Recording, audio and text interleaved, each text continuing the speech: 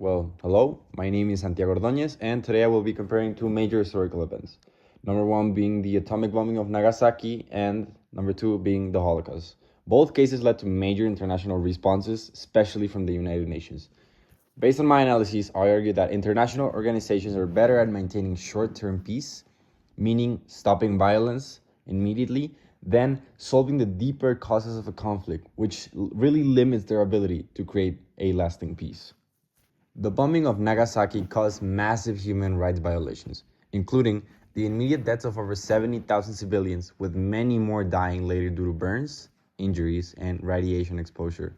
Survivors, known as hibakusha, suffer long-term effects such as cancer, genetic damage, and social discrimination, which really shows that the impact was not only immediate, but also lasted for multiple generations. In response to the devastation of World War II, the UN, or United Nations, was established in 1945 with the goal of preventing future global conflicts. One of its key actions related to nuclear weapons was promoting the disarmament through international treaties, diplomacy, and dialogue between nations.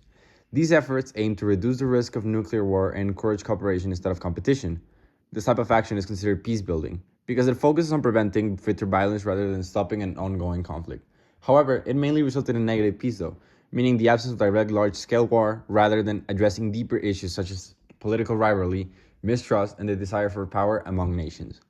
This limitation is evident in the historical context, as tensions between the United States and the Soviet Union, Russia, modern time, quickly escalated into the Cold War. During this period, both sides built massive nuclear arsenals, leading to a dangerous arms race called the nuclear race. This shows that while international organizations helped prevent another world war, they were not able at all to eliminate the underlying causes of this conflict. The Holocaust was one of the most extreme cases of human rights violations in history. It involved the genocide of 6 million Jews, along with millions of others, including Roma people, disabled individuals, and political opponents, under the Nazi regime led by Adolf Hitler. Victims faced systematic discrimination, forced labor, slavery, inhumane living conditions, and the mass execution in concentration and extermination camps.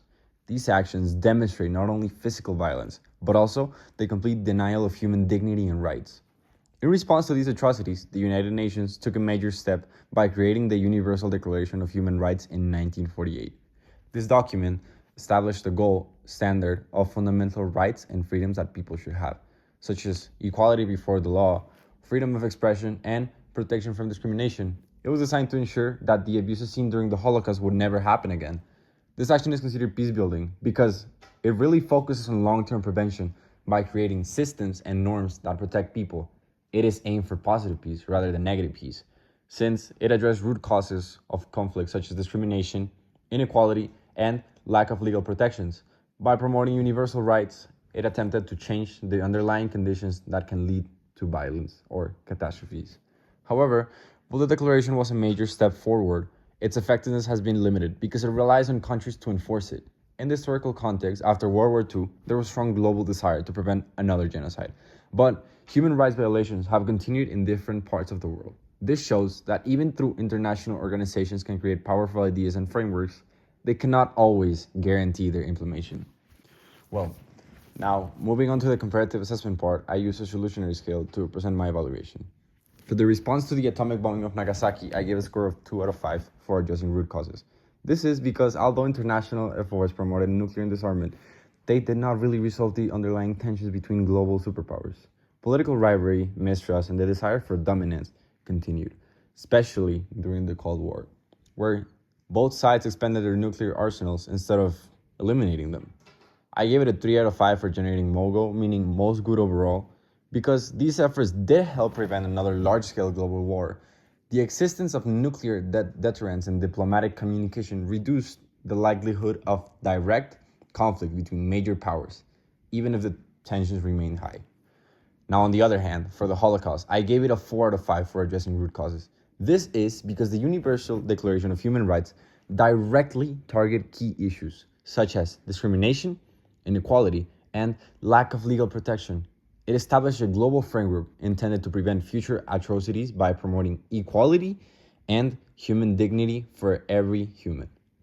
However, I also give it a 3 out of 5 for generating MOGO because despite its really strong principles, human rights violations have continued in many, I would say, the entire world. This suggests that while the declaration was influential, its impact still depends heavily on whether countries choose to follow and enforce it. Overall, the response to the Holocaust was more effective in addressing the deeper causes of conflict by promoting long term change. While the response to Nagasaki was more effective at preventing immediate large scale war, this comparison highlights the trade off between short term stability and long term transformation in the actions of international organizations or IMGOs. Well, in conclusion, international organizations like the UN, United Nations, are way more effective at maintaining short term stability, what we call negative peace nowadays, than at creating long term solutions that address the root causes of conflict. A major challenge they face is their dependence on the cooperation of powerful countries. Because they lack full enforcement power, their decisions often rely on whether nations are willing to follow them, which really limits their overall effectiveness. This comparison between the atomic bombing of Nagasaki and the Holocaust shows that while international organizations can create important frameworks, such as nuclear agreements or human rights laws, they cannot always ensure that these solutions are fully implemented. Ultimately, this reveals that IGOs play a crucial role in promoting peace and cooperation, but their power is inherently limited, meaning they can reduce conflict, but they can't completely eliminate it. It is a way deeper because it really causes problems around the entire world that are very hard to follow on.